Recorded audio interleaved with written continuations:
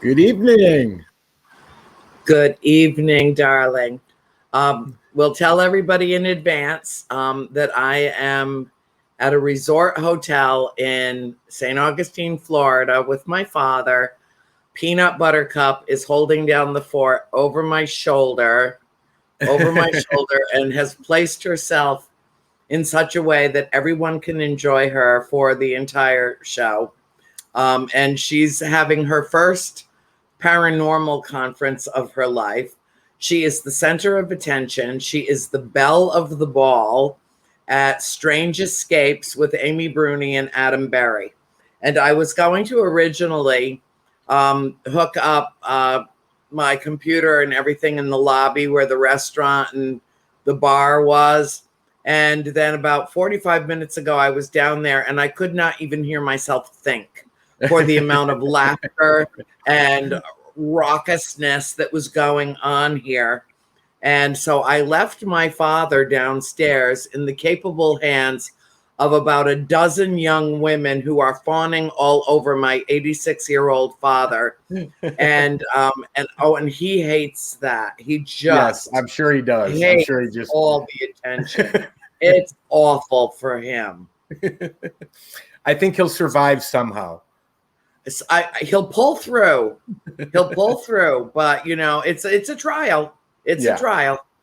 And so several of them who are, like his granddaughter's ages, have taken him to dinner. So he might show up during the show, and then again, he might not show up during the show. If he does, Peanut's going to have to, she'll probably go nuts, first of all, when he walks in the door.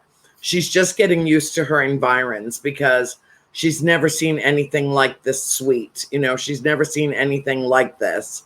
And everybody just is fawning all over her and my father. And I'm just kind of an afterthought, which is fine with me. I don't have the very best Wi-Fi, so there might be a little freezing up. But I figure if it's good enough for CNN, it's good enough for us. Happens to them every 15 minutes, whether it needs to or not. So, it's just how it is in the age of Wi-Fi. And, thank God the web didn't crash. That's all I have to say about it. Exactly. But tonight, I'm so thrilled. I didn't want to cancel the show tonight because I'm traveling. I wanted to do this show because tonight, one of my dearest friends on earth is going to be joining us. And I met Julie Griffin in 2011, I believe. And again, one of those times where it's like, oh my God, I know you. Where have you been? I know you. I mean, it was instantaneous gravitational pull. Sure. Between us. And she's an extraordinary photographer. I mean, really extraordinary. Julie her work should be seen in studios around the world. She's so gifted as a photographer, but her greatest gift is that she speaks with spirit, and then they allow her to photograph them. Oh, that's amazing. And we have some great examples of her work actually showed tonight. So this will be exciting. Yes, we do. And she is beautiful and she is mesmerizing and she is as kind and loving a soul and spirit as I have ever met on earth. And I don't know what I would do without her in my life. I don't. She's just she's that special and that important to me. And I wrote I wrote a blurb for her book, Ghostly Photographs, and encouraged her. And I mean, I rode her like a donkey to get that book done because it's just an incredibly special volume and it deserves a lot of attention. I have never seen photographs like Julie's ever. And so without further ado, let's bring on our special guest tonight, Ms. Julie Griffin. Hello. So happy to be here and to see you. Hello, You look Julie. fabulous. You look great as a blonde, honey. I heard Thank blondes you. have more fun. Is that true? I'm working on it. Oh, okay, because I'm am screwed. working on it. And I'm not going back. Gray is the way for me. It's Yeah, too much work, too much upkeep otherwise. Ah. Okay. So, Andrew, Ramda, hey, Julie, you look great. Okay, terrific. Thank you. So here we go. It starts already. Peanut is ignoring us. She's eating a bone over behind me on my bed, and I'm down in St. Augustine at an event, and I basically just bailed on the event so that I could come upstairs and do this. I was going to do it from downstairs. I think I already said that, but it was just too loud. It was just too rambunctious, and I really wanted this show. I wanted your work to be spotlighted, and I didn't want there to be distractions. It was important to me that we focus on you. So why don't you tell our audience who don't know you, and I know we have like a bajillion of the same friends, but for those that tune in that aren't familiar with your work, Jules, why don't you let them know what you do, how long you've been doing it, how you do it, and just tell your tale. All righty. Well, in 2009, I decided I wanted to learn about paranormal investigating. And the one piece of equipment that I had that I'd been, fairly active with it for a few years was my camera.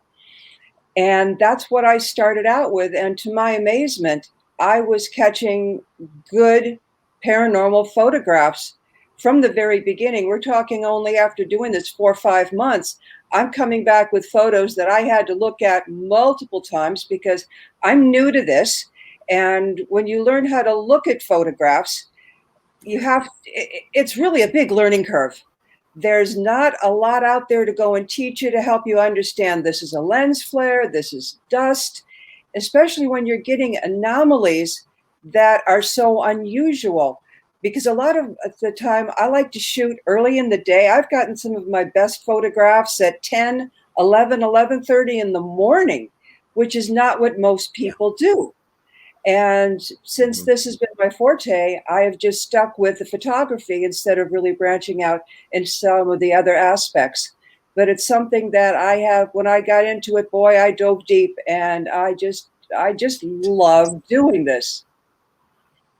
And being around the paranormal is nothing new. I grew up in 2 actively haunted houses. And so hearing footsteps and having animals react strangely, it was nothing new to me, but luckily it happened 90% of the time during the day. So my mom would just call it the personality of the house, and it was never scary. It was intriguing and fascinating, and you watch a door open, you watch the chandelier swing, and it's like, oh, okay, there they're at it again. And it just wasn't a big deal. So there was a familiarity to it. And that's when I decided, it's been a lifelong interest. It's been always very intriguing for me. So when I had the opportunity to get out there and work with a group and properly learn how to do this, I did. And it just took off from there for me. And then a couple of years later, I met you, and that kind of put a whole different twist on the subject because I had all these photographs, and it's like, what's next? I've never written a book. I've never thought about writing a book. And then I met you. And at that talk, I can remember you saying, one of the things that you had done was an editor. And my ears immediately perked up. And it's like, I need that kind of help. And without even knowing what it was about, you just looked at me and you said, I will help you with this through publication. And it was all I could do to go and keep myself together. Because, I kind of fall apart sometimes when there's really happy, wonderful stuff like that. But that's something I will never forget. And I am just so grateful for that. Well, you know how I feel about this. And it's, honey, it's probably just Grandpa, relax. I am one who is particularly supportive of women in the paranormal, women that don't get acknowledged. Oh, hey, I know that mug, and I know where you got that mug too. Very cool. That's very cool. Okay, Grandpa's here. I just had to. And so it is perfect. It's perfect. Me, I've got a piece of like garbage that's falling apart. It's literally falling apart. And so, that's always been important to me because I'm one of the few women in this field that has a relatively high profile. And I look around and I see all these other remarkable women that are doing this remarkable work, and they don't get any acknowledgement. They don't get any support. They don't get any attention at all for what they're doing, what they're contributing to this field.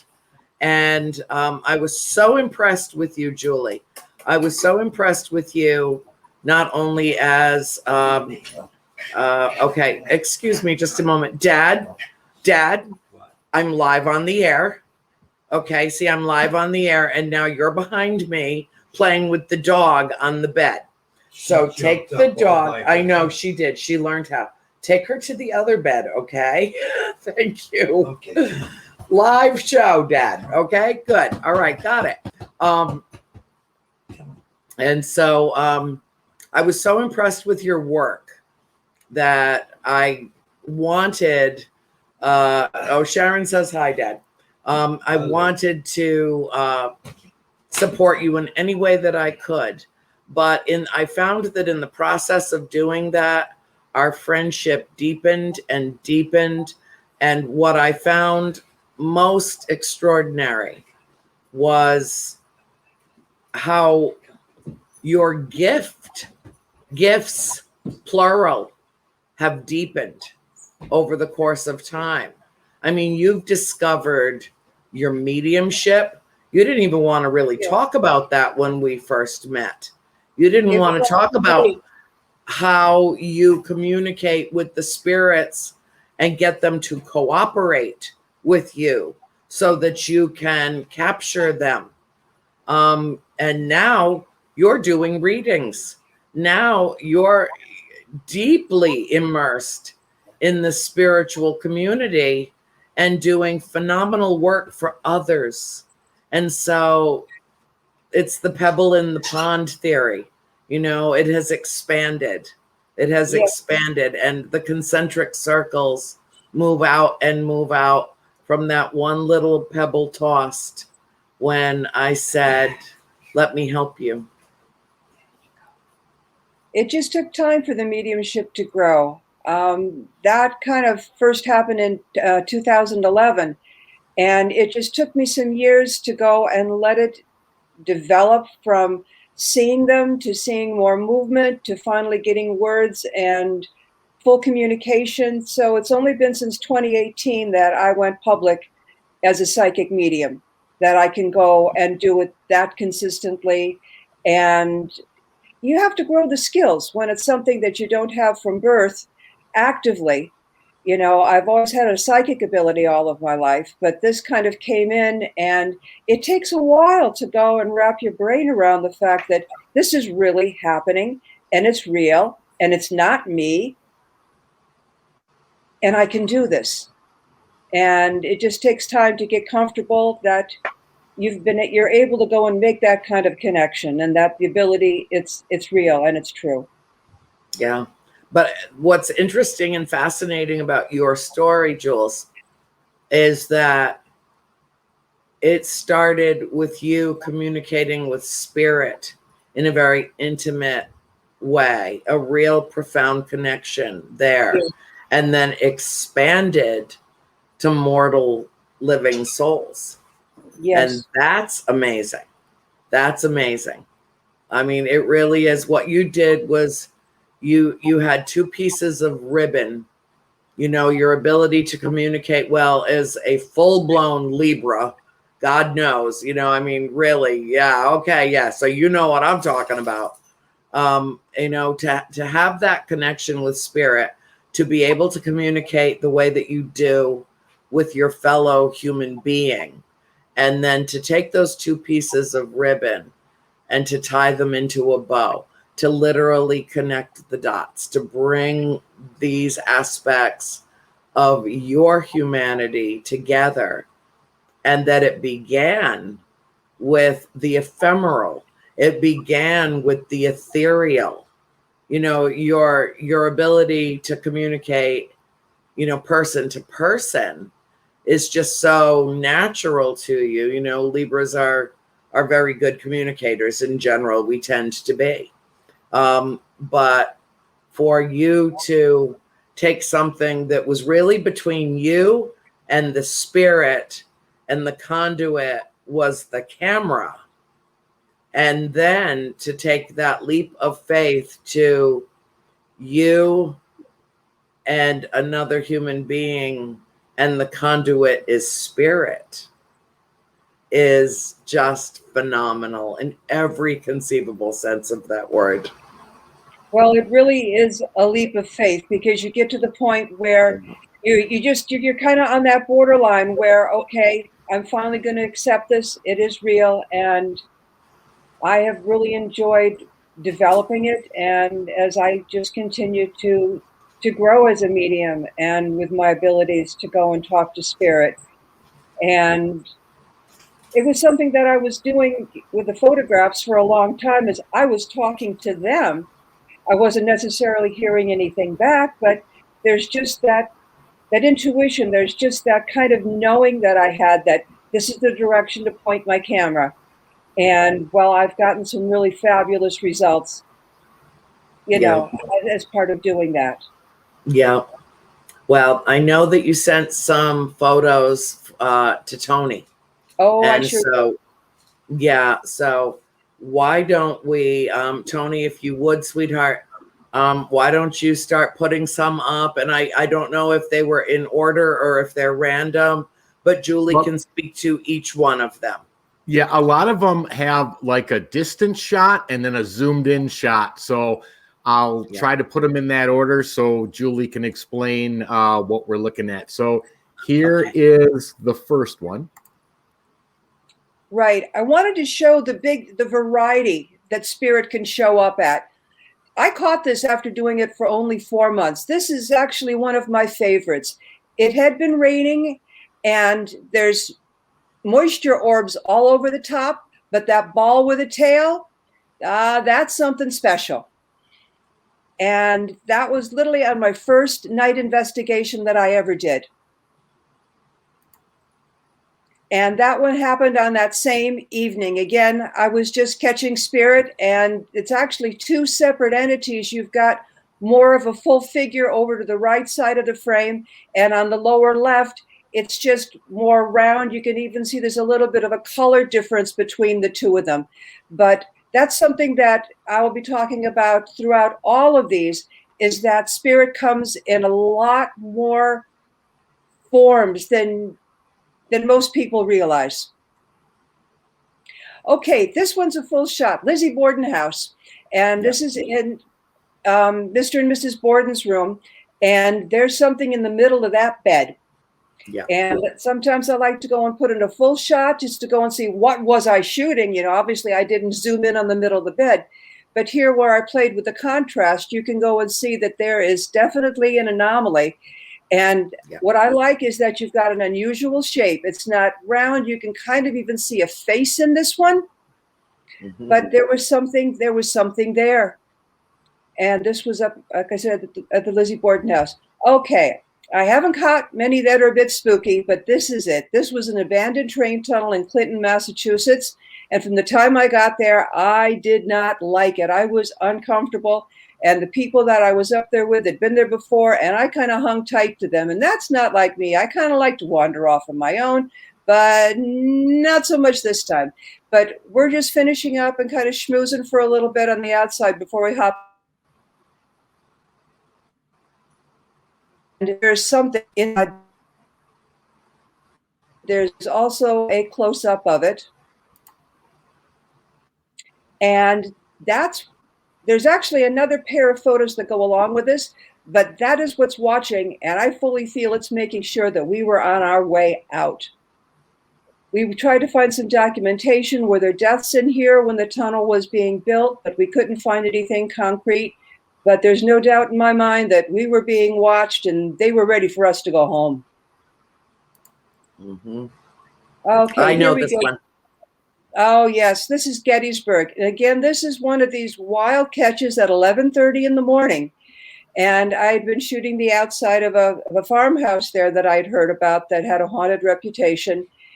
And these, again, are in that favorite category. There's actually 3 of them. But what you can see it as it changes, as it moves. But what is kind of remarkable about this one is you can go and see on the where there's sunlight and where there's shadow. And there is direct sunlight on this. You can even see a bit of rainbow color. Does that mean that there's moisture in it? These just leave you with more questions than answers, but I just find the 3 of these really beautiful, as I believe the woman that was up on this balcony on the 2nd floor, as she just kept changing and manifesting, because the house had recently been repointed, and I just spent so much time going and saying how nice the house looked and how glad I was to be there, and we just had a lovely conversation. I might have been talking, just to the air, which I'm sure I do plenty of times too, but she manifested for me. Okay, here we are at Slater Mill, just outside of Providence, Rhode Island. I was with you when you took this, I think. I think this might have been on a different trip.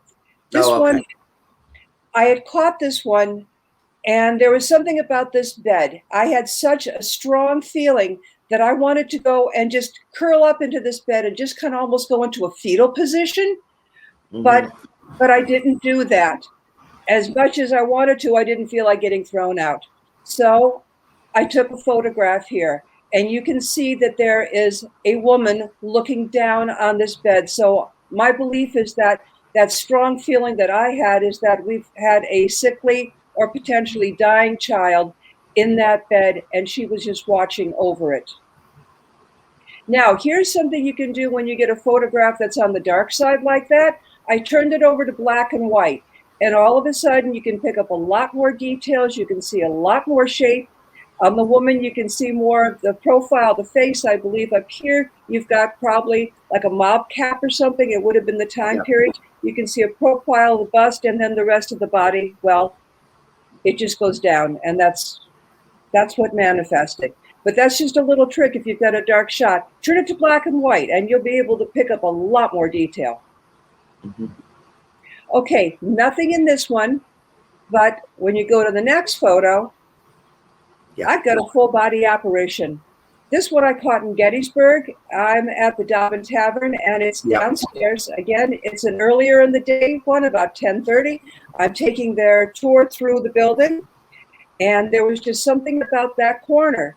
And there's actually running water that comes out of that corner because this is the Springbrook Tavern, and they actually go and allow water coming through and falling into a little pool. But you can go and see the difference on her. She's in colonial clothing. You can go and see the white kerchief over her shoulders, and the body shape is there, but it's only mostly the torso. There aren't any legs, but you can see that there was movement. You can see where she has a profile, but the head is elongated. That's because she would have been moving during the exposure of the shot. And it's slightly orange because I'm just working with the available light. That's when you get that kind of a color cast. It's a dark. That was downstairs at the tavern, right? Yes, it was. Okay, this is a special place. Methuen, Massachusetts, and I'm at their historical society. There was something about this green dress, and that's what I was just so zeroed in on. But the surprise is what's in the window. Yes, yes, it is. And here I have got a man. He's dressed as you would have been in the mid-1800s. Mm-hmm. If you were going and working on it, you can make out his head. You can make out the folds in his shirt. You can even see where his shirt is tucked into his pants. You can tell that his arm is up as he is working. Now, we're on the 2nd floor. So there's no possibility that there's anybody on the outside. There was nobody there in period dress. And this is just one of 3 photos that I caught of him in the window. Now, again, it was all about that green dress, but it's the window. So if we want to move on to the next one, he's moved. His arm has come down. You can see a little bit more of a profile. You can even see his suspenders. You can see the suspenders, absolutely. And they're the type that you've got the Y on the upper shoulders. You can even see where the suspenders, that tab, the black tab where it's attached to his pants. You can even make out a short ponytail. He's kind of a redhead, but or possibly more of a strawberry blonde, but you can make out all of this detail of him as he is just in his own world, in his own time. He's just busy working. Yep. Oh, I know this. Oh, yeah. I've picked up some UFO photos.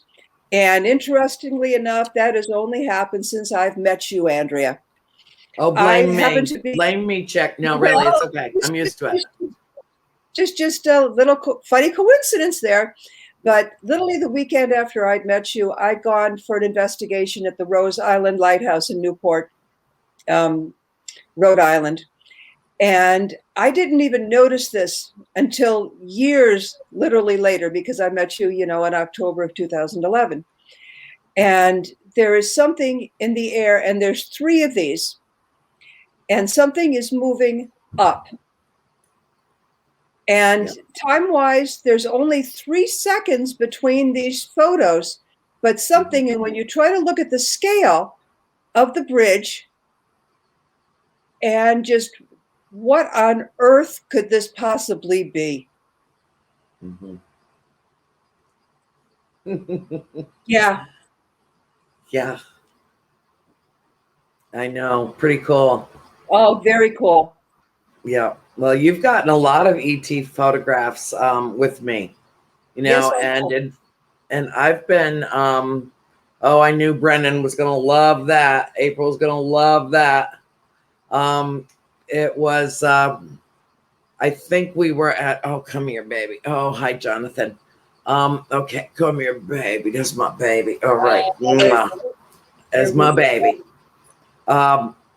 When we're together, and which we try to be as often as possible, whenever I'm up in Rhode Island, Massachusetts, Connecticut, you are with me like white on rice. And hi, Keith and Sandra are watching tonight too. We've got so many of our our wonderful viewers. Oh my God, Julie, everybody loves you, honey. I must have had like 30 shares on your link tonight. It was great. Oh, nice. It was just great. Nice. Don't we have the most wonderful people? I mean, para people are the best people on the planet, period. Hands down, no competition. What I find is that when we're together, you are able to hone in on the activity that's around me. Do you remember that we were staying at a little inn in Chepachet, and we were just sitting outside? You had gone kindly, graciously, God bless you, and gotten me coffee and a donut up at Dunkin' Donuts in Chepachet. And we were down in Harmony, like right near the lake, and at the White Rock Inn. Yes. And we were sitting outside, and I was, trying to tell you that they will make their presence known to you in an unmistakable way, and they will communicate with you in a way that is unmistakable. And you're just sitting there and you're watching this like white tube go through the sky and thinking, never forget that moment. I will never forget tell that story. That's a great story. As I'm watching, it's about 10 o'clock. It's a beautiful day. There's, nice sunny morning, just a few little pretty clouds. And I'm watching this silver cylinder go across. And I'm watching it, and there was even, like a jet stream coming out of the back of it, but there's no wings on this. Now, my dad and my brother are pilots. I grew up around airplanes, so I kind of got half a clue when I'm looking at these things. And I'm watching this, and we're just sitting outside, both watching. And then the jet stream stops. It moves. It keeps going. It stops, and it does a complete reverse.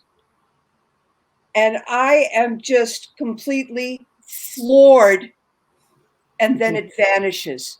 There wasn't that was my true first sighting. And you're just sitting there just calmly and just as matter-of-factly about all this. Oh yeah, wasn't that nice? And I'm just, oh my God, did you see what it did? It just went in reverse, and they can't, what planes we know about can't do that. And it was just, it's a moment I will never forget. It was magical. It was special. I don't even know how many more words I can throw out. That it was it was beyond wow. Very special. Yeah, it was a wow moment. Well, it was. I'm just kind of going abba, abba, abba, abba. As I'm just going and looking at this, and I'm completely dumbfounded. But it was amazing. Absolutely amazing. Oh, excuse me. I'm so sorry. I need coffee. It was, what? I don't want to say that I was amused, because I wasn't amused. I'm always reverent whenever I have a sighting, or whenever I'm with someone who's having their own sighting. It's it's a moment of when I get to see someone else have their moment of revelation. That is extraordinary to me. But I kind of had a little bit of a quirky grin on my face, as I recall, just nothing smug about it, but just a satisfaction. Like, yes, this is. I'm sure there was some level of amusement just in my reaction alone. It was kind of funny. Yeah.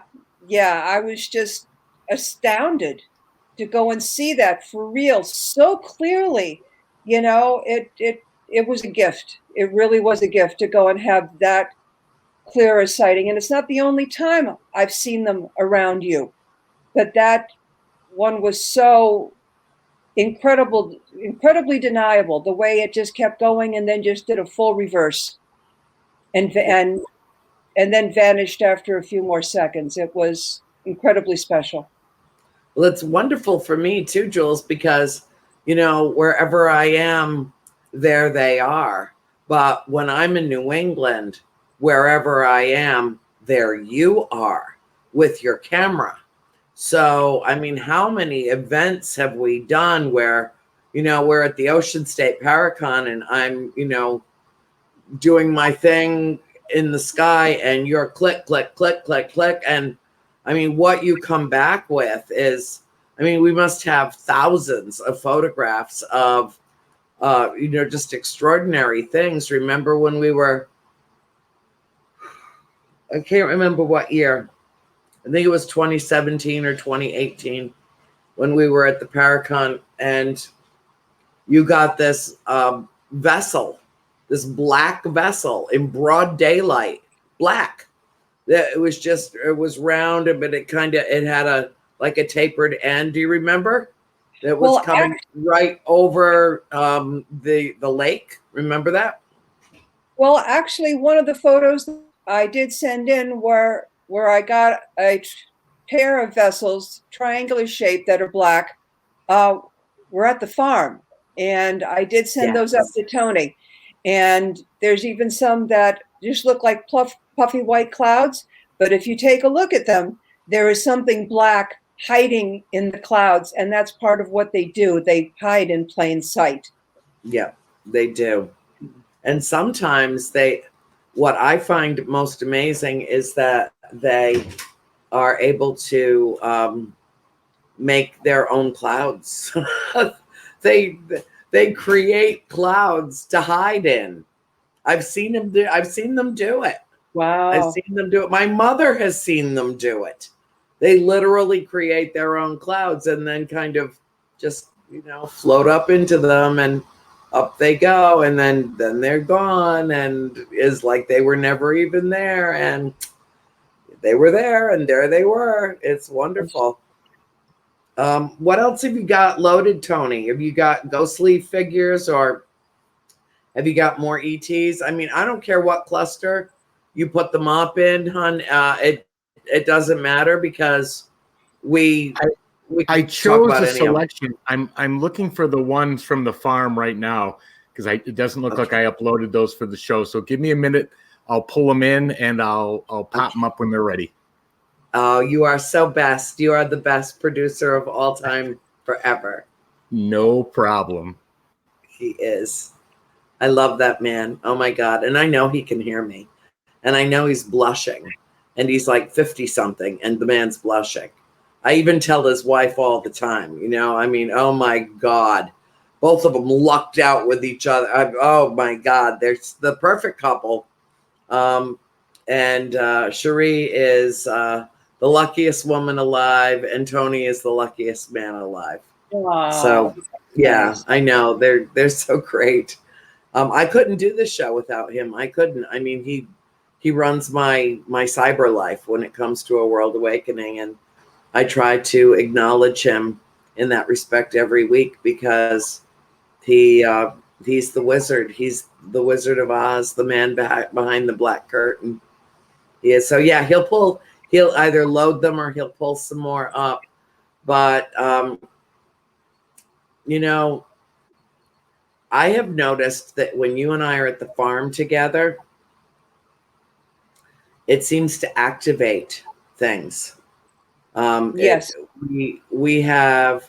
Do you remember the time that it was years and years ago, Jules, when we went out to the barn and I knocked on the door and I asked if we could come in and photograph them. And I saw them in the viewfinder of my camera, and I said, "Oh, you're here." And they said, "We're always here." Do you remember that? Yes, I do. Yes, I do. It was just the two of us, and they're taking a lot of photographs. Yep. That's where I got that series of photographs where two entities manifested side by side on the hayloft from the first. I've got it's a whole series of 12 photographs that I have. That I've put them out publicly somewhere, but for the life of me, I can't remember where. I think they're on Flickr. I'm not sure. Or what's the one that starts with V? But some venue Vimeo? or something. I'm not, Vimeo. Maybe they're on my Vimeo account. Margie put them up. But anyway, there's 12 of them, and you can literally look from photograph to photograph to photograph to photograph, and you can see first one entity manifesting, and then someone right next to them. And then by about photograph 8, the first entity kind of starts to vanish, and by photograph 12, they're both gone. And what an amazing, amazing set of photographs. And it looked like two men working on, oh yeah, I remember this one. I remember this one. All right. There's a total of 3 like this, but you can go and see a little black spot in that cloud. And there's nothing that could possibly be creating that. Yep. I remember this. Yep, I do. That was at the farm. Yes, that was at the farm. At the farm. And there's also some shots that are mostly blue sky, but you can see a pair of black ships. One, the triangle is very obvious. There we go. Yep.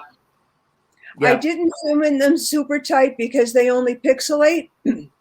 But the one thing, if you look on the far right, you've got a dragonfly. So anything to be that solid, that black, they were ships. And again, that's when I'm shooting you, and doing it at the farm, and all of a sudden something says, okay, point up, shoot at the sky for a while. And that's just what happens. I just follow my instincts, something kind of says, okay, over here, over here. And that's what I do. Yeah. Well, we're going to make a lot more mischief coming up pretty soon. Oh, you bet. Yeah. We're going to be together. For those who are in the southern New England area, I want everybody to know that, Julie, you're going to have to remind me, is it next week? Is it next weekend that I'm coming to the Massachusetts Paracon? 17th to the 19th. Oh, okay. What am I doing next weekend? Well, that's about 10 days from now. So that's. Oh, okay. So yeah, that would be it. Yeah. Okay. So that's next weekend in Quincy, Mass. And we're going to be out on the what is it? The Salem? Yes. USS Salem. They're doing an so make sure you got your yeah. You're coming with me to that event in Quincy, Mass. It's the Mass Paracon. So anybody that doesn't have tickets yet that wants to go, please contact Sam Beltrusis. I had him on last week, and Julie will be there with me. And believe me, I mean, if you think things are active just around me, wait till you see what happens when the two of us get together. The energy is absolutely explosive. It is amazing. And we are going to be out on a ship. So, talk about open sky. That will be fantastic. Oh, yes. Yeah, that will be fantastic. So we're doing that. And then you're going to be with me. We're doing a live stream. Dad and Nancy and I are coming up to the farm for Halloween weekend. And you're picking us up from the airport and staying with us for the entire time. And it's going to be phenomenal. Because you will actually, be part of the ongoing investigation, the live stream investigation that will be happening at the farm over Halloween. And, which to me, that has no meaning. I mean, that house is haunted 24/7, 365. Halloween is meaningless to me. Or like every day is Halloween there. It's one or the other. But, that does mean a lot to a lot of other people. And it's that spooky time of year and, all of that. So you're going to be part of that incredible journey and excursion. And it's my understanding that not only is it going to be a 3-day long live stream, 3 days, 3 nights, which, we'll be practically living at the farm. We'll go back to our hotel room to crash for a few hours, but then we're going right back. Right. And it's not that I have any aversion to sleeping there at all, other than I don't want to freeze to death. I freeze at the farm. I want like a real hotel room, kind of like this, with a really nice hot shower and a really, I can't, it's not about the spirits. But we're going to be there late into the night, every night, and doing all kinds of ongoing investigations. And I'll be with Julie for the whole thing. And I'm so excited about this. I mean, for the producers of this, it's a once in a lifetime opportunity. And as well as I do, that when any of the Perrin family walk into that house, it activates the house. The energy kicks up a notch or 2 or 3 or 10. I mean, oh my God, I can call in and talk to a group over the phone. You've seen me do it, where they're doing an investigation and ask me if I'll call them. They put it on speakerphone. I introduce them to the spirits, and all of their gizmos and gadgets go nuts. And I'm 1,000, 1,200, 1,500 miles away. So it's that kind of connection. It's magical. It's mystical. It's marvelous. It's miraculous. It really is. And it's really all about love. I love them. You know, even when they misbehave, I love them because they are, because they exist. No, it's so much a part of who I am, and it's so much a part of who you are.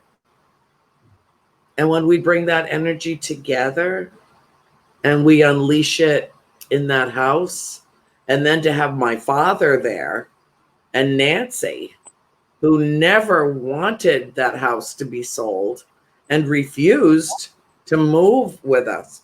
And then from a safe distance will be my mother, my sister Cindy, and my sister Christine.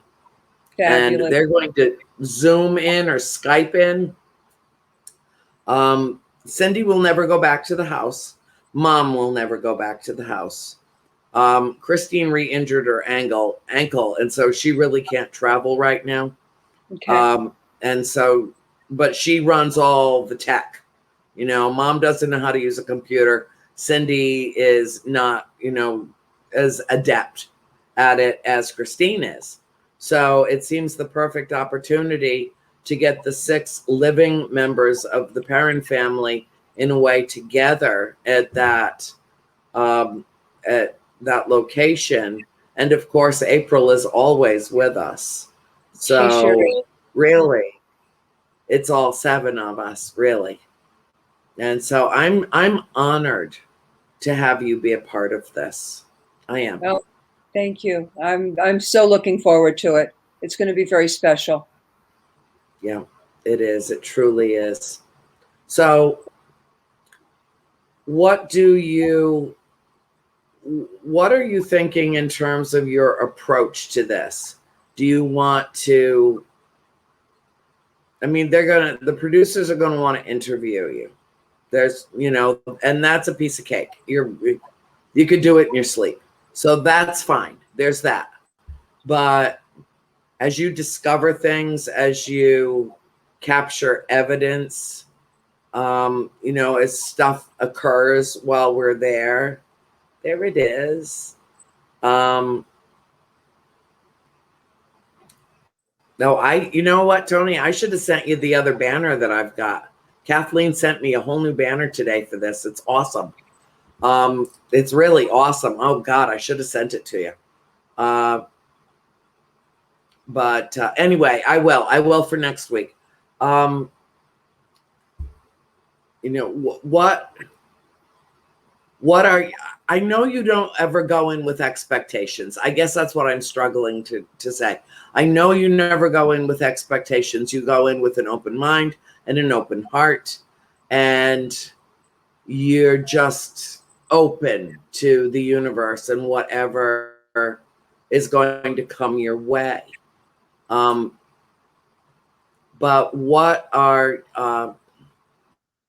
how do you feel about this, Julie? What are you looking forward to about this? I'm just looking forward to a strategy. Well, there's going to be this really large amount of time. It's not like just going up there, you know, as we have before, where we have a few hours and all of that, but there's going to be multiple days. So it's going to go and give me a lot more time to just kind of roam through the house. I honestly tend to do my best with photos when I'm not part of a group, when I can just be kind of left on my own, just to kind of roam around outside, because the property is active, you know, just as much as, you know, the house is. So I'm looking forward to having those kind of opportunities, seeing what they go and do for different forms of communication, see what other ways there might be able to go and connect also with, you know, the multiple spirits that are in the house. But it's just taking the time and shooting a lot of photos. And again, one of the things, you know, with just for anyone else that does this, you know, technique wise, I always take 3 photos of the exact same thing, because energy changes and moves as it manifests. So you always want to shoot in 3s, because sometimes you get lucky and you get it in all 3.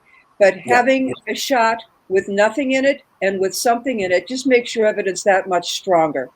So I'm just looking at having this truly unprecedented access to the house and the property, and then combining it with you and your family, I think the energy is just going to be off the chart. And Yeah. I'm just looking forward to just rolling with that and seeing what everybody else is reacting to and kind of following that as a lead also, just to kind of see what anybody else is thinking is going on, and also using that to help me hone in and just to see what I can catch, what I can, what I can do, what I can get on the camera over those few days. It's going to be an exciting time. Yeah, So that's it how is. you kind of just go in with an open mind, and you take a lot of photos. You just have to keep taking. I will walk out of there with that many days with hundreds of photos, just to go and get as much opportunity and as much chance, because it takes taking a lot of photos. With something like that should be at least 1,000 photo, weekend for me. So, because that's what I like to do. Yeah.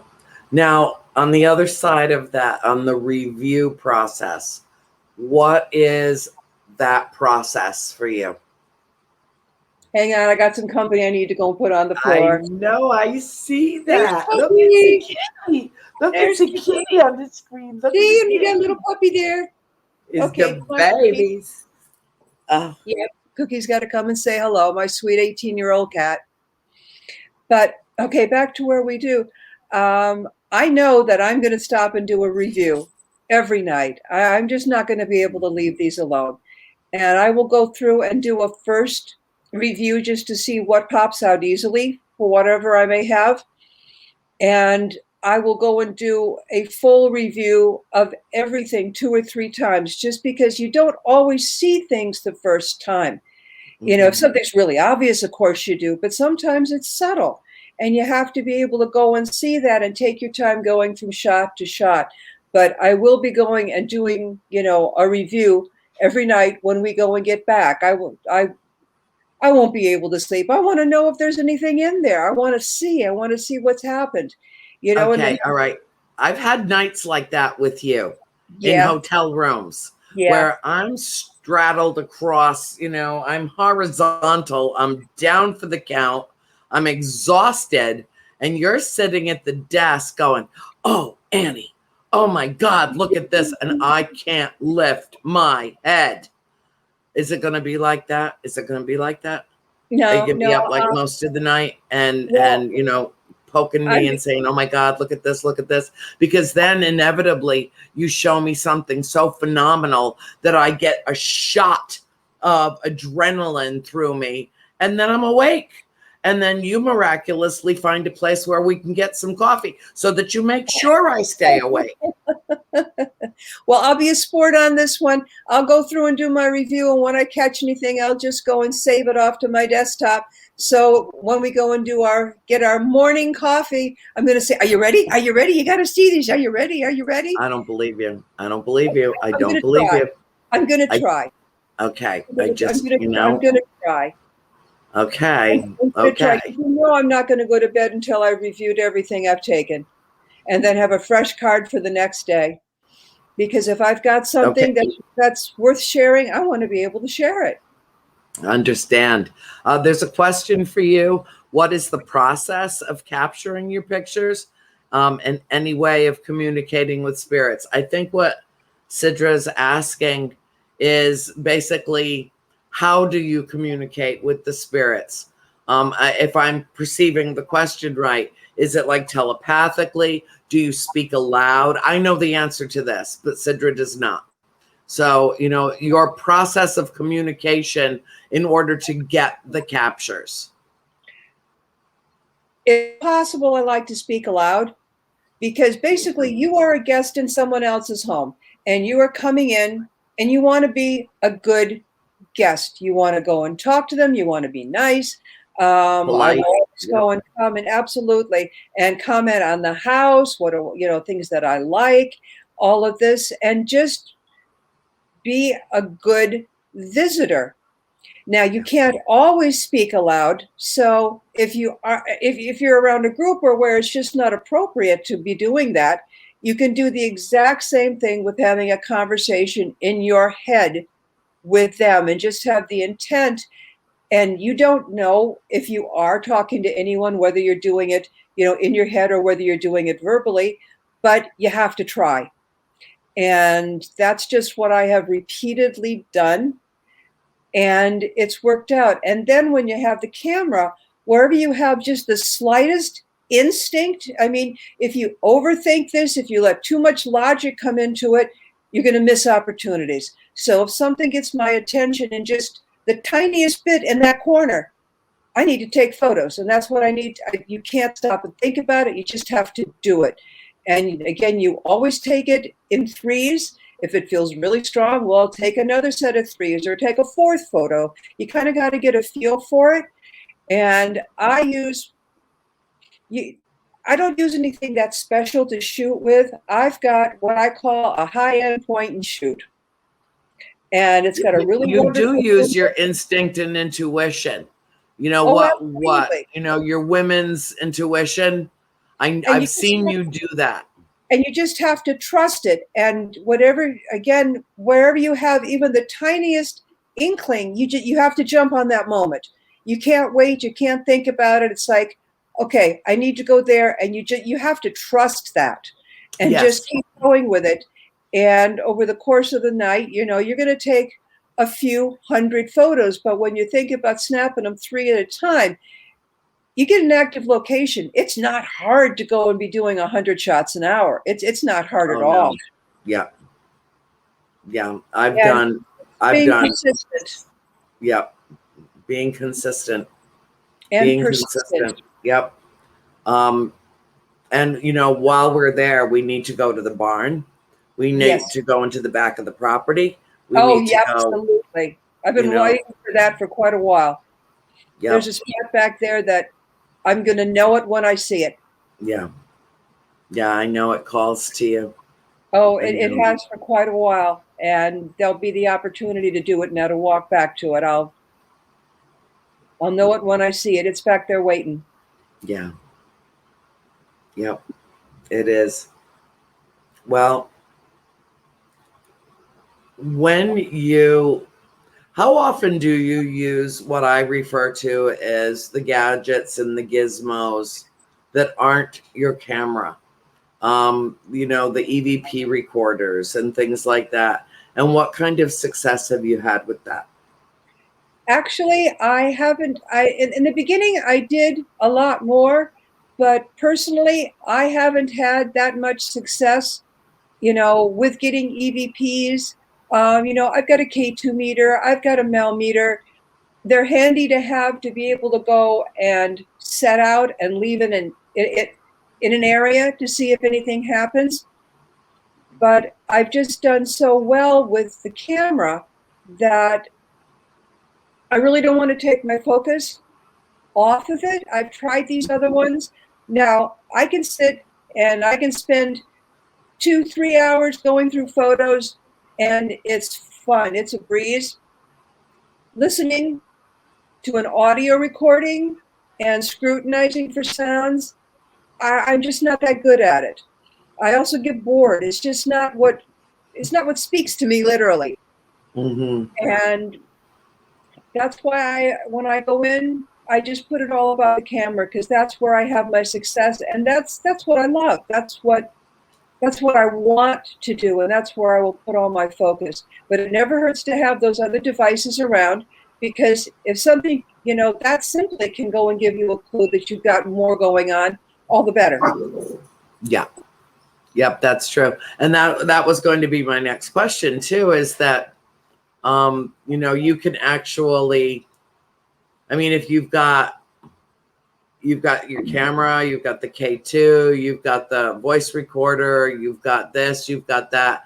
Have you ever had a time where you basically captured the same event on multiple devices simultaneously?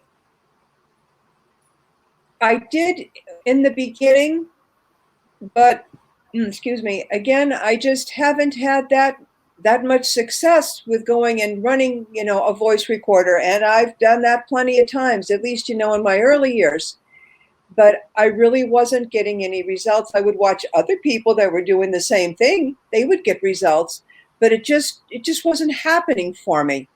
So where it was happening for the photos, so that's where I've really put my heart and soul.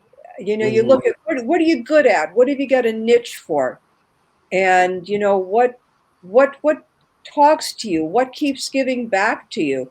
It's, I don't care how late it is. I'm going to sit up and I'm going to look through all the photos, but you already know that about me. And yeah, I sort of kind of know that about you, Jules. Yeah. And I just get energized with, okay, here we go. Let's go and see what's there. Yeah. And that's exciting. And I just don't feel that same enthusiasm if I've got a pair of headphones on, just listening and seeing if I can go and decipher something. I guess I'm just more of a visual person. Yes. Yep, you are. And you're trained in film production. I mean, you have so many talents and skills and that you bring to the table, but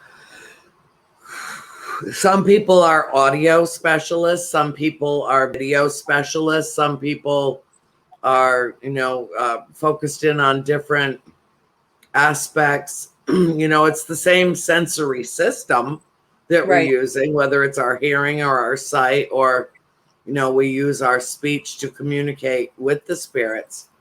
But some of us have strengths and weaknesses, and I think it's important to know what your strength is. Yes. But for me, what's fascinating about you is not only the way you discovered your strengths, your abilities, your talents, your gifts, but how you've put them to use. I think that you're unique in the field in that respect, that you bring something to the table that, frankly, I think I know virtually everybody in the paranormal world, at least in the United States, and nobody does what you do. Nobody does what you do. No, not the way that I do it. No. I'm just kind of wondering if Tony's got any more photos loaded. I did send him quite a few, and I'd love to go and. No, I think that was it. The only other one I think was there were a couple of pictures of a stairway. Let me load those real quick. Oh, yeah. Is that the one that's on the cover of Ghostly Photographs? Yes, there's another one. There's a series. Good. All right, let me load those in. Give me just 30 seconds and I'll have those up. Yeah, there's this crazy lady with kind of a pink head or a pink hat. And yeah, there were more. I was kind. I only sent about 50. Andrea told me I could send up to 100, and I wasn't going to do that to you. Yeah, give me 1 second. I'll get those up. Okay, thank you, Tony. Oh yeah, it's really easy for me to suggest how much work Tony should get stuck doing. I'm like, oh yeah, send him everything. He'll load it all. That's no big deal. I don't have to do it. I gotta close out in order to upload these, so I'm gonna back out. Okay, that's okay. Go ahead. Yeah, this is, I think, one of the best photographs that I've ever seen of spirit. Oh, I'm so sorry. I don't know why I'm yawning. Well, probably because I haven't slept in about 48 hours. Yes, you already had a long day, and here you're doing this too. So yeah, and sorry. Oh my God. Oh, you've got a full weekend ahead of you too. So yeah, you're just getting started on your weekend. Yeah. Yeah, I know, but I'll get a few hours of sleep tonight, and it'll be fine, and I'll sleep when I'm dead, maybe. I don't know. Okay, so this is it. Yes. All right. This happened. The photos that you saw earlier, the ones that was the man in the window, that all happened on the same night in the same location. Now, this happened earlier in the evening. It was October. It was maybe around 6 o'clock, and there was something about these stairs, and I just had to keep shooting down these stairs. And then I caught something, and here's more of a close-up, and you can see there's a certain amount of translucency to the body, but what is up with that pink head, big pink hat? I don't know. It just is. It just It is. just is. And I'm shooting all with natural light. Mm-hmm. Now here's the second shot. This same apparition, she walks around and you can see her hand. You can go and see the movement over this organ that had come into the building only 2 months earlier. This is the Tenney Gatehouse. And the Tenneys had built Great Court Castle, a mansion on the back of the property. And it burned down in the late 1970s. And this organ had been given to a caretaker there. And it was only one of 3 things to survive. And when he passed away, he gave it here to the Historical Society. And that was only about 2 months before I took this photograph. And I thoroughly believe that she is interacting with it. She is recognizing it. She is running her hand over the keyboard. And so the belief is, through also what many other mediums have said, is that this is Mrs. Tenney. Now, the one thing that's interesting, where she's got this crazy pink hat, pink head, whatever, she was known to go and wear very large hats because she was of small stature.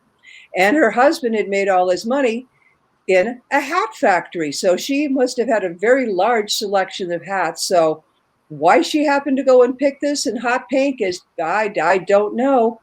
But to go and catch her in both of these shots,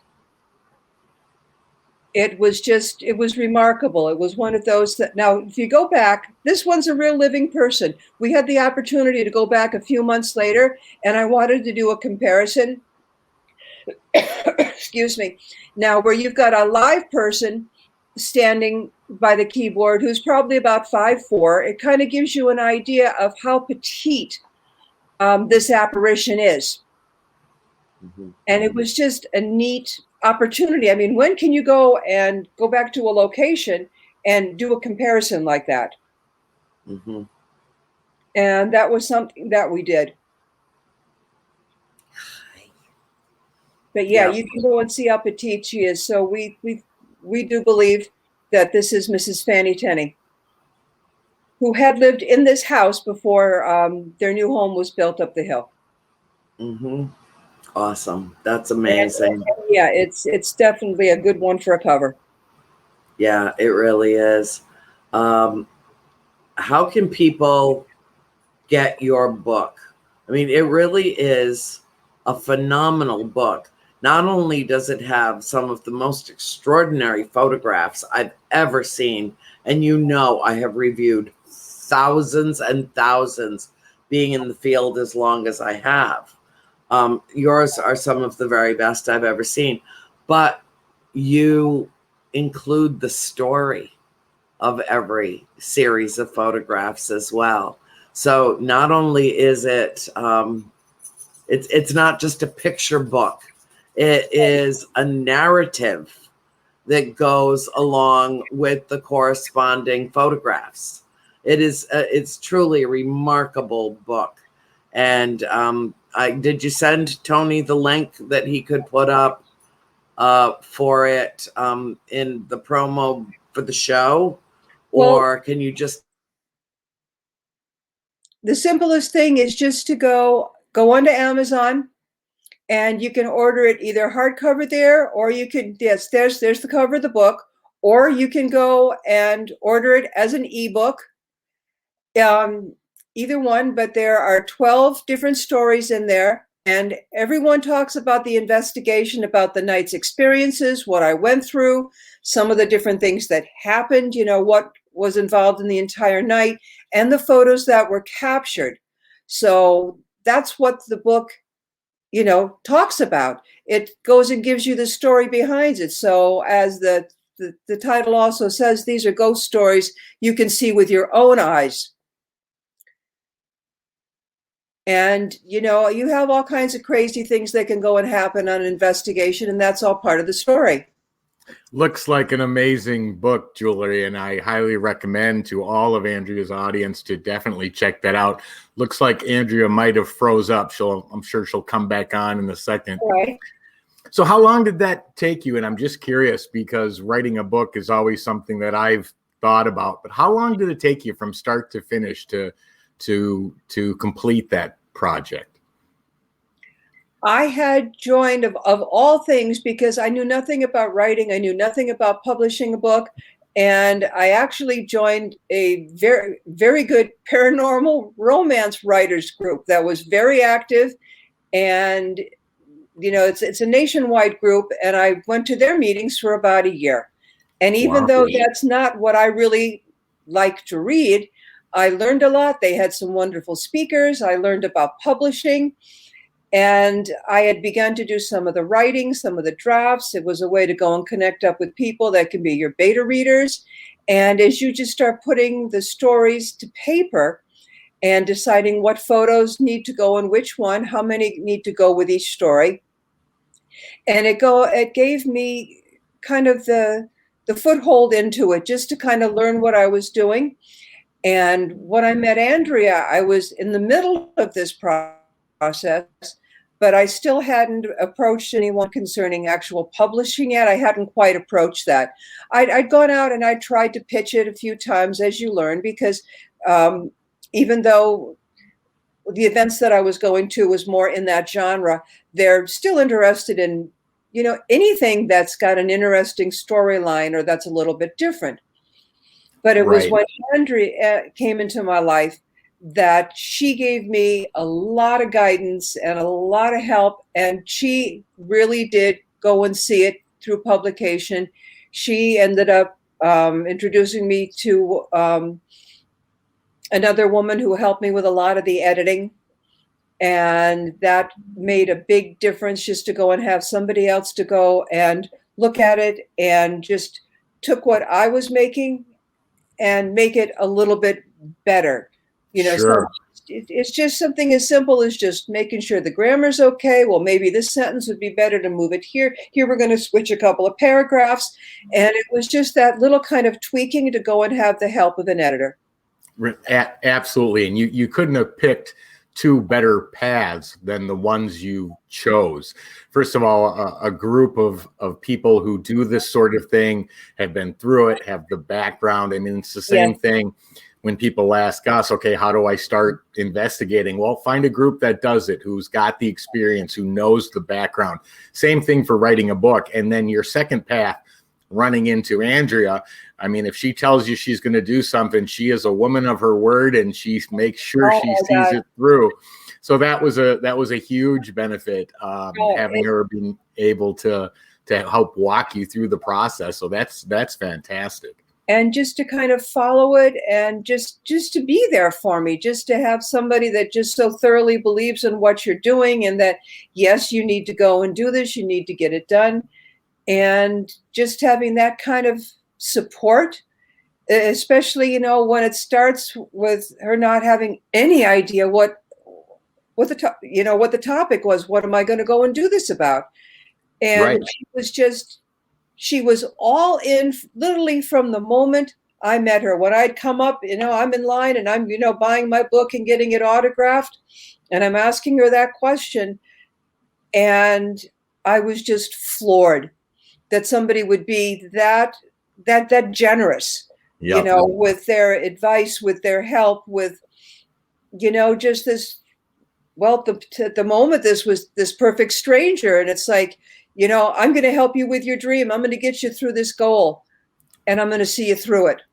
That's amazing. And that's Andrea, no doubt about it. I mean, there's probably not a person on the planet who hasn't met her who wouldn't 100% agree with what you're saying, because that is just her. That is what she does. And she's an amazing individual. No doubt about it. But how fantastic that you got it completed, you got it published. And I think you said, for the audience that's asking, it's available on Amazon, correct? Right. And you can go and get it in print, or you can go and get it as an ebook. Oh, very cool. And honestly, with the ebook, you're going to, the pictures they're just going to pop better because you've got a backlit, screen. So it just depends. What do you like, whether you want to go and have, a paper book in your hands, or if you're into an e-reader, either way, you're going to go and get a great story and a great experience out of it.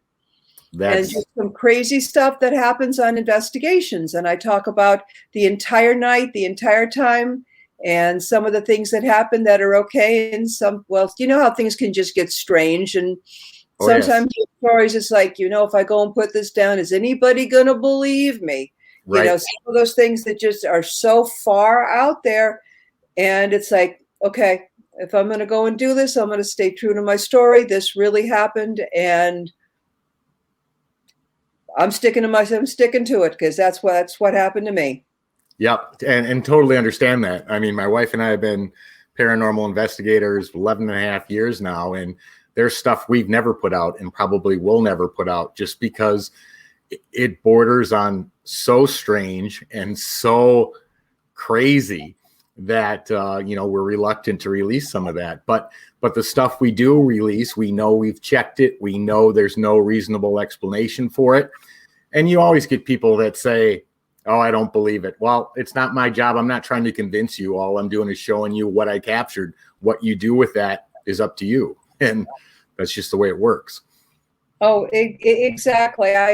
And then that is something, you had to contend with. I mean, there are people that they're just not going to believe. I mean, Abraham Lincoln could go and materialize, reach out, shake their hand, and they're still going to go, I don't know about that. And that's okay. Everybody has their opinion. We need skeptics as long as they're open-minded skeptics. Right. And are willing just to go and consider the possibility of it. Very true. Very true. So I know you and Andrew were talking about the fact that at the end of October, you're going to get to go to the farmhouse, which absolutely, that's awesome. That is one of our bucket list items yet. So one of these days we're going to get there. But how exciting for you. That place is amazing. You've been there before though, right? Oh, I've been there a couple of times. Very and I've had the chance to do, spend time in the house with Andrea on the property. It's probably been 2 or 3 times now. But just to go in there and have this opportunity of time, because before it's only been a few hours here and there. And I'm just really looking forward to seeing what happens when we go and get all of her family involved with this in the house.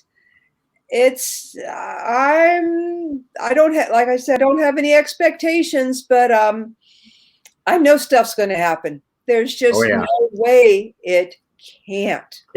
You're absolutely right. Like Andrew was saying, she can call investigators on the phone while they're at the house, and she's states away, and just her being on the phone, her voice will make the house active and come alive. So the fact that she's there, her family is there, it's going to be an amazing event, and the Dark Zone's putting that out, and it's going to be one that you're definitely going to want to check out. But for you, outside of being at the Conjuring House or the farmhouse on Halloween, I know that when we complete projects, we've never written a book, but when we move projects along and we go deeper and deeper into the field, there's always a process where we say, okay, we want to do this next, or here's what we want to accomplish next.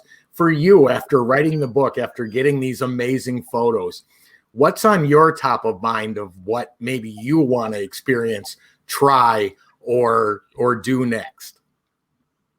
Oh, wow. Again, it's just getting out, now that the world's opening up a little bit, just getting out and doing some investigating again. I love Gettysburg and I miss getting down there. So, hopefully there'll be a trip for, there in the spring. That's what I'm hoping for. It'll be a lot of fun just to get out to an event with the investigation on the SSS Salem, in about 10 days. So that's going to be nice just to get around some people and such. And a lot of it is just having, more freedom and just being comfortable with traveling and just seeing what there is, because there's actually not a lot in Connecticut, so you've got to kind of go a distance. And there's a few places I'd like to go and repeat. Be nice to go and do a real road trip and get down to Waverly Hills. I haven't seen that. Getting down to West Virginia, I'd love to go and see the Trans-Allegheny. Trans-Allegheny, absolutely. I've heard just some insane stories about that. And the other one, there's two main ones in West Virginia. The other one would be, let's see, Trans-Allegheny and Moundsville? Yes. Okay, I got the opportunity just to go and do a day tour, just a walkthrough there. But boy, I would love to get back there and do a real investigation, because that place is nuts. Yep. The energy that's in there, oh my God, yeah, I want to go and spend some serious time in that place sometimes. But again, it's just kind of thinking, okay, how far am I willing to drive? Right. And that's kind of how you go and start doing your picking and choosing. And just kind of getting back out to even locations I want to do again. The Shanley is a wonderful place in Napanoch, New York. And I'd like to get back out to that again. It's a reasonable drive. I mean, the Stanley is obviously on my bucket list, but Colorado's a bit far for me. Right. So, if I can go and do something, you get where you don't mind doing a 6-8 hour drive, just for a one-day thing. It's like not a problem. That's what we do. We get in and we make those kind of trips and that kind of travel, and arrange our lives around it to go and have a chance to get back out there again. Yeah, so true. And there are so many places in the area, or at least within a couple hours drive from where you're at. We just flew out a few weeks ago to New York, and we did a 4-mansion tour in 4 days. We did Kingsland Manor, Kreischer Mansion, Selma Mansion, and White Hill Mansion in 4 days, which was absolutely exhausting.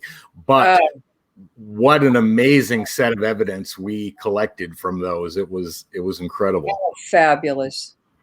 Yeah. Wow. I mean, that's hardcore, but that's good fun hardcore. It was good, exhausting fun, but it was a lot of fun. So are you doing the US Salem when Sam Beltrusis is going to be there? Yes, Andrea's going to be out there, so I will be out there too. Awesome. And you'll like Sam if you've never met him. Great guy. I have had the chance to meet Sam before. Yep, and he is a great guy. And it's going to be an interesting experience, just getting it back into the ship. I've been on the USS Salem once, so I'm prepared for all those stairs on all those levels. Yeah. Of the ship. But it's going to be an interesting experience, because I'm sure that when we're up on deck, Andrea tends to go and call out to the stars and just go and see who's in the vicinity, go and stop by. So that I'm sure will be an amazing experience too.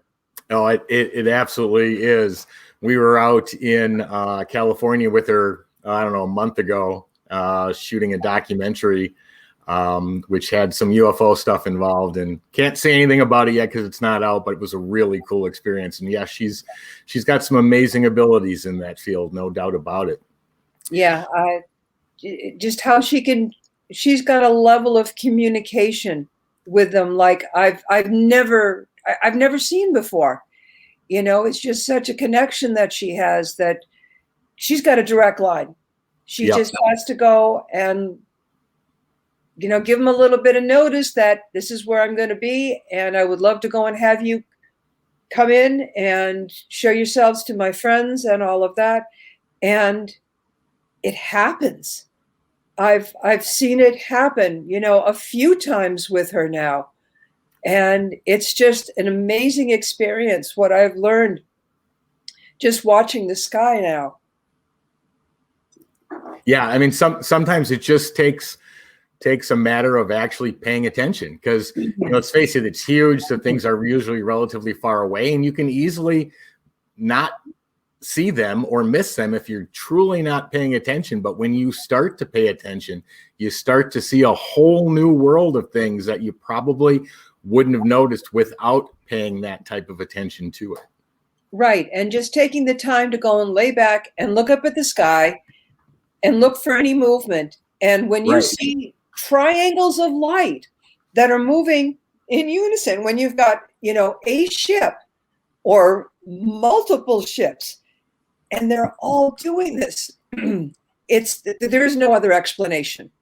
Right. And you're absolutely right. That you just kind of, it is so special. It's beyond a wow moment. You're looking at something that shouldn't be possible, but it is. And it is. And just learning what to watch for and to watch for these subtle movements. They're not super obvious, but when you go and learn what to start watching for, it's mind-blowing. Right. Absolutely mind-blowing. Yeah, I agree. So I have another question for you. When you, and I'm sure you have thousands of photographs, but when putting your book together, what did you use as a deciding factor of which pictures you were going to show? Because obviously when printing a book, the number of photographs that they usually include or don't want to include has a limit. So what did you use for deciding factor of saying, okay, I'm going to show this set or versus these? How did you determine which? Because I'm sure you have, what we had a glimpse of was probably just a small thumbnail of what you actually have. So how did you decide which photos you were going to show? I went by the ones that I thought had the most impact. Anything with a full body apparition, because people talk about them being the holy grail, and it can be done. And, and I had a few of them, or where I had shots that were multiples, one following the other.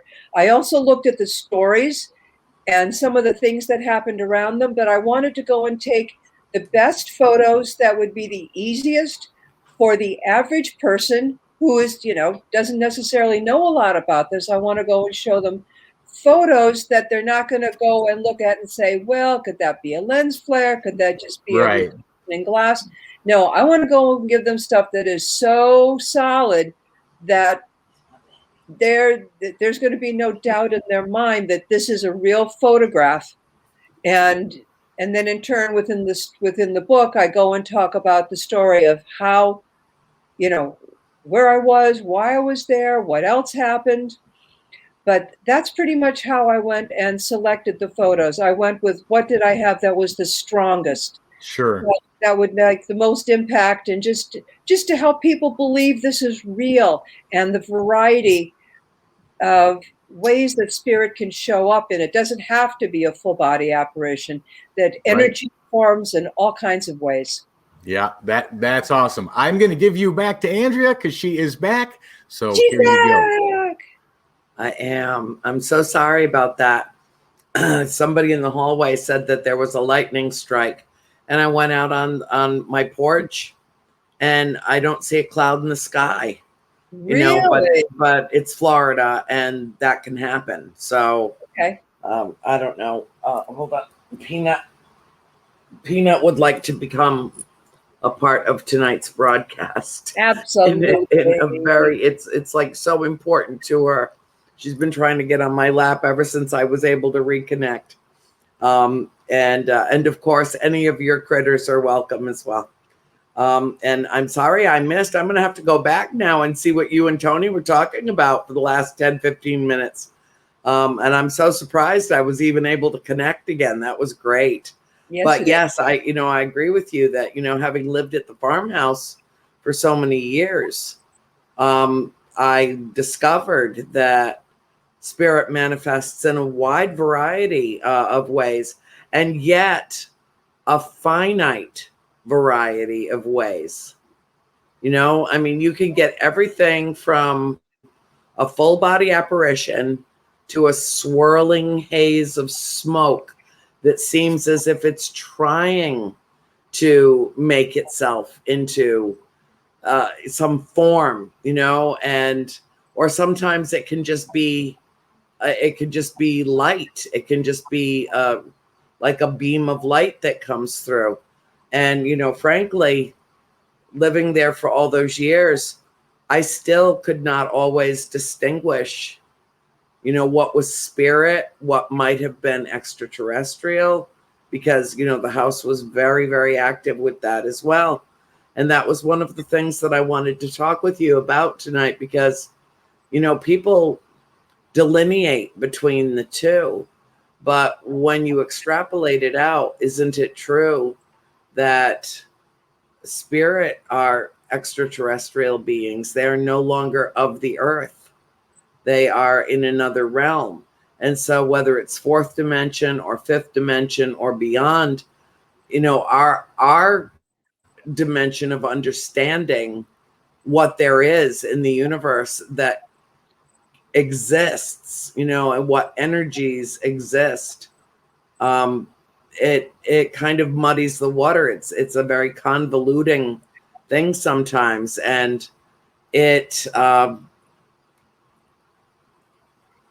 makes it almost impossible to put the Post-it notes on. This is this and that is that.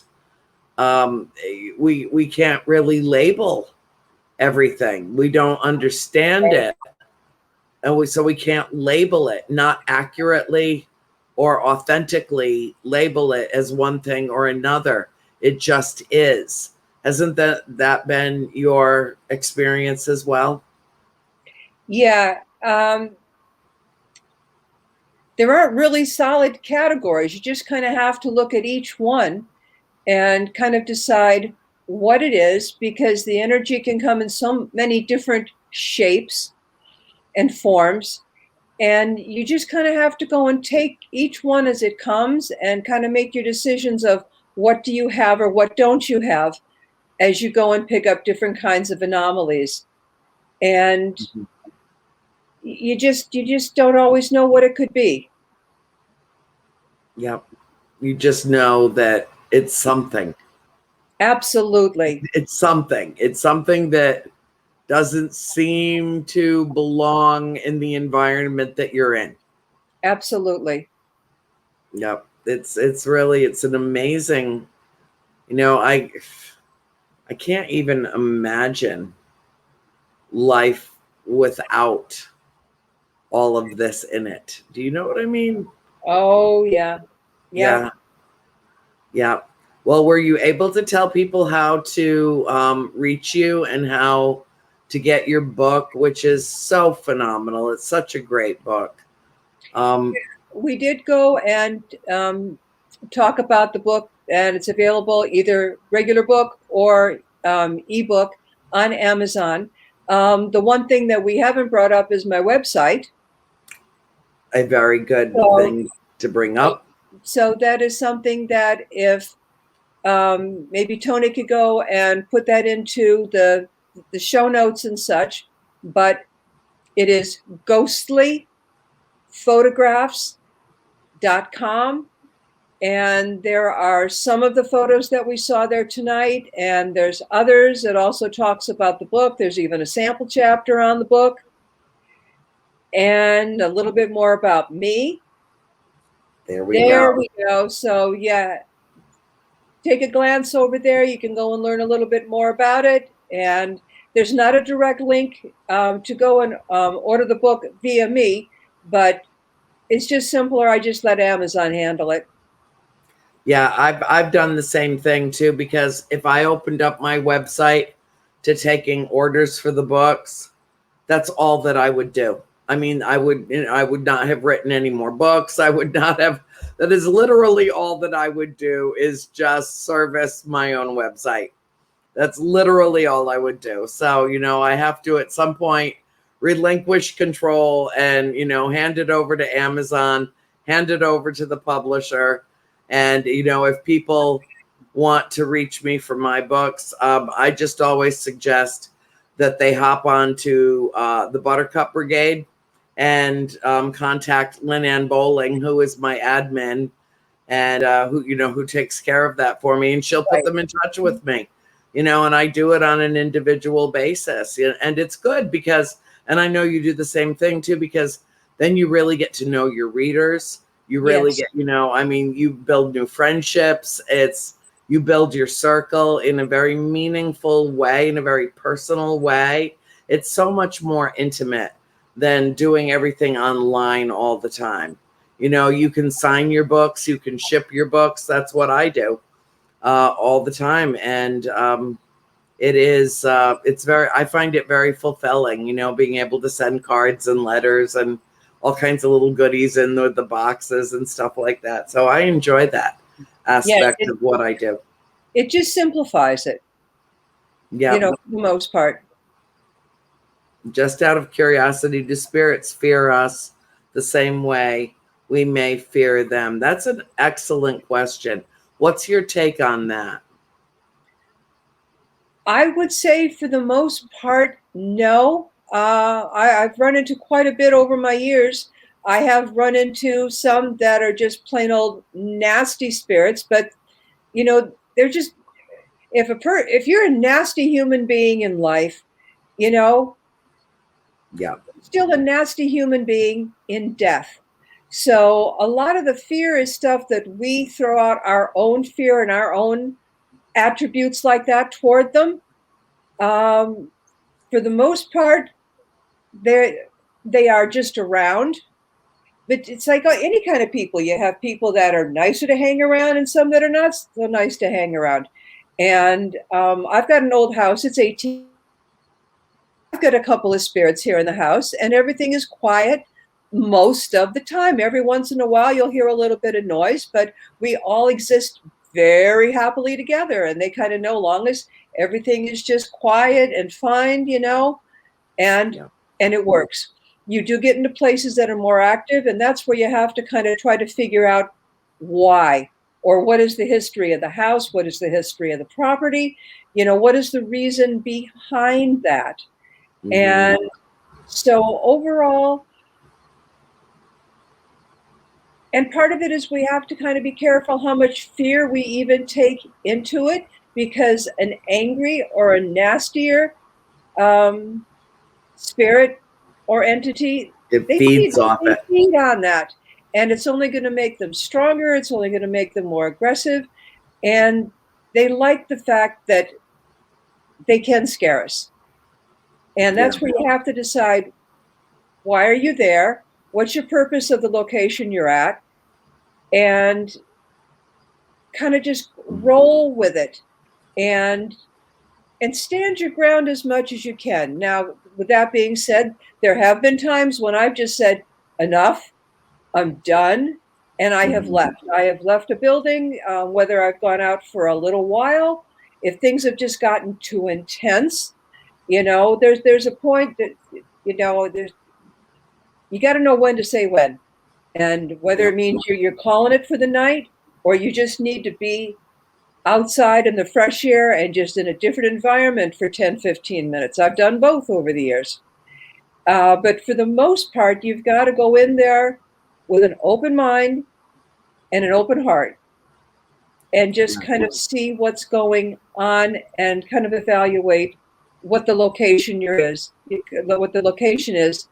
and why are you there in the first place? What are you looking to experience? Mm-hmm. And you just you got to be flexible, because things can happen, and you just never know. But I do not believe that they fear us to any great extent. They like their privacy, they like their own space, just like we do. And a lot of times they just don't understand. And that's where we can go and get a lot of problems too, where you think there's angry or something that's highly malevolent. It's usually just an angry person. That's been my experience, at least. Yeah, and I think that part of it too is that sometimes they act out because they simply want to be acknowledged. And they'll do whatever they have to do to get your attention. And if you just let them know that that they're there, yes, that can be enough. That can be enough to quell it. Interestingly, and we talked on the phone yesterday or this morning. I can't remember. All the days blend together. But I wanted to tell you the other night, my father had gone to bed hours before. I was up working, and honest to God, it sounded like the house was being broken into. Oh, it was so loud. It was so bad that Peanut went out of her mind, and started barking and running from room to room to room.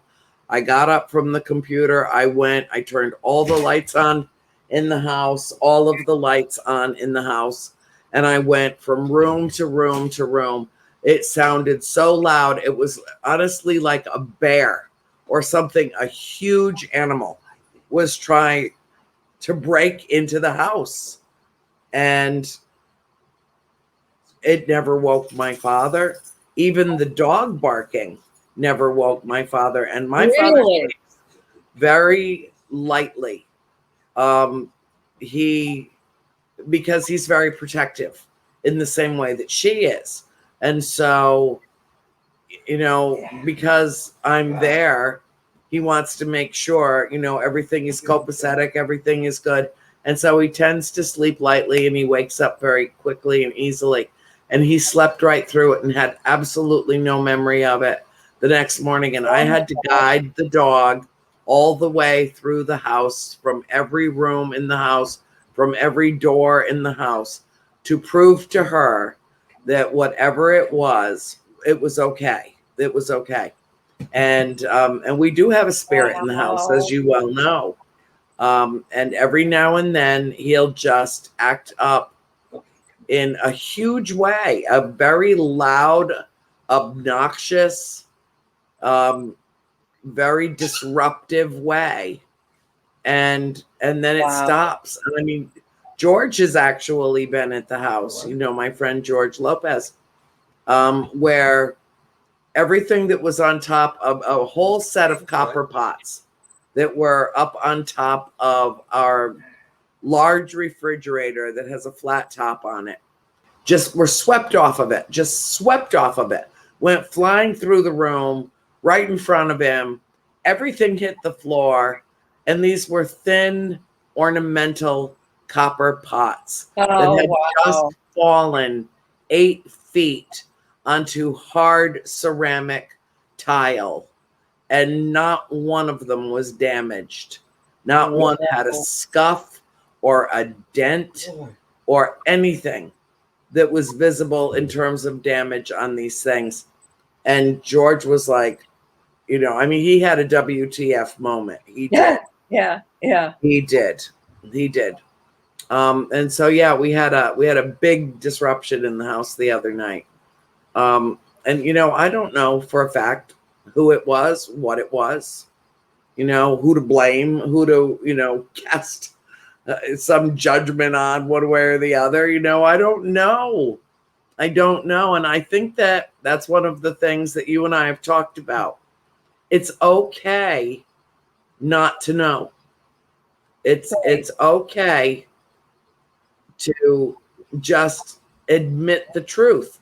I don't know what that was or who that was. All I know is that it was. Right. That's all I know. And sometimes it's all right to just accept that there are mysteries in this thing we call life. There are mysteries. There are inexplicable events and moments that we may never have an answer to. And that's all right. Yeah. Doesn't make it any less fascinating, does it? No, not at all. And when you talk about needing to know, I don't really need to know what's in the house. I've got a rough idea, but beyond that, it's not that important. As long as you've got things that aren't disruptive, on a regular basis, it just is. They're around us all the time, and they just are. And I think that's part of what people need to realize, that you don't need to have an active house to have spirits in it. They're just around us, whether we've got, our guides, our angels, family members, they're around. Yeah. And sometimes they're very quiet and they're very subtle and you don't even know. And Yeah. that's why you need to go out and actually go and make an effort to go and talk to them if you think somebody might be around. Yeah. And to take the time to go and just talk to our angels, talk to our guides. And because you have to ask. We've got this wonderful thing called free will. Yeah. And if you want them to go and step in and just kind of help out, you need to go and ask. And again, it all comes back to acknowledging.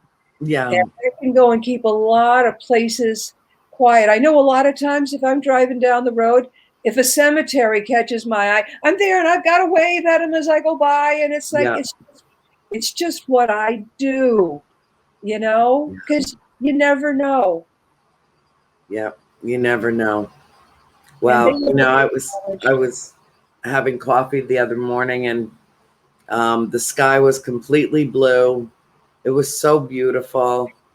And I looked up and I could see the light grid around the world. I mean, it was just there. There it was, and I said, God, you're so beautiful. You're so beautiful.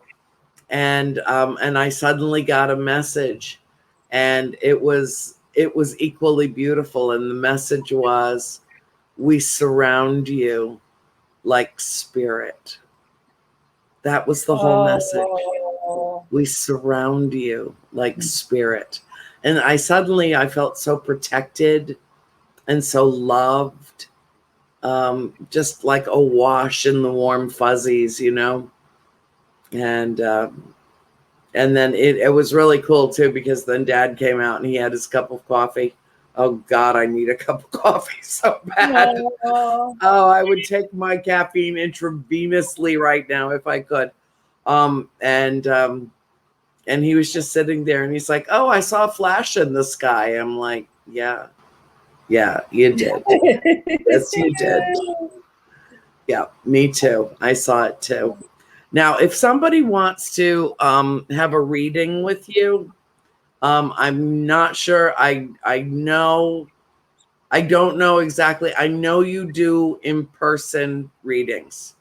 I don't know if you do that exclusively, or if you pick up stuff over the phone, or over Zoom works really well. I mean, I'm very visual. I'm visual in my readings too, and as long as I can see that person, just on the phone doesn't work very well with me. But doing it via Zoom works very well for me.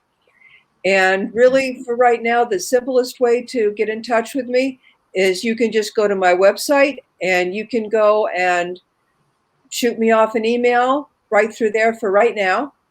I'm eventually working on a second one that's it's still in the beginning stages. That's more toward the mediumship. But for right now, the best place is just contact me through ghostlyphotographs.com. And yes, I do those, one-on-one on Zoom, and those go very well. Great. That's wonderful. Well, I'm sorry about our technical difficulties tonight. And I deeply appreciate having you on the show. And you've never looked better. You look absolutely radiant and glowing. Apparently, global pandemics agree with you, because, you look splendid. I'm kind of sick with jealousy, actually, a little bit. But I got the COVID grow out, it used to be short, so. I love it. I love it. I haven't seen you in way too long. Yeah. I know, but we've got some time together coming up, and 10 days. And oh, what a celebration it will be. We will never, ever take each other for granted again. I said that all last weekend up in Michigan. Never again are we going to say to each other, "Oh, I'll see you at the next event. Oh, I'll see you." I mean, if this has taught any of us anything, it's to love each other powerfully in the present moment, to celebrate in the same way that, spirit wants to make its presence known to us, and our galactic family wants to make its presence known to us. We need to make our presence known to each other in whatever way that we can, and to, work together and love each other powerfully. And Yes. I truly, truly love you, Julie Griffin. You are my North Star. You're my shining light in the firmament. You are an extraordinary woman, an extraordinary human being. I would highly encourage anyone who wants to reach out and experience you to do a reading with you, have a conversation with you, get your book and read your book, which I find incredibly enriching and very insightful, and will, give people kind of an inroad into your process and what you do, which is so unique. It really is. You're very special in every conceivable way, my darling. And I'm going to have my arms around you in a very short amount of time. Yeah. And I just don't think we're going to let go this time. I really don't. In a week. Just in a week. In just a week. I know.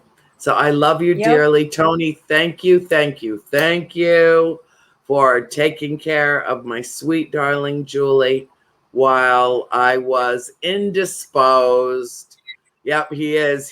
Tammy says, thanks to the man behind the curtain, Tony. Absolutely. Tony was great. He was great. Yeah. Tony's always great. Appreciated. Truly appreciated. Yeah. And I deeply appreciate you. Yeah, tonight was very special for me as well, and couldn't have been more lovely. So thank you, my darling. And, I close the show out every week with a message from Spirit, or, whatever message I get. And the message that I'm receiving tonight is that friendship and kinship is precious, and never, never take it for granted. Absolutely. Yeah.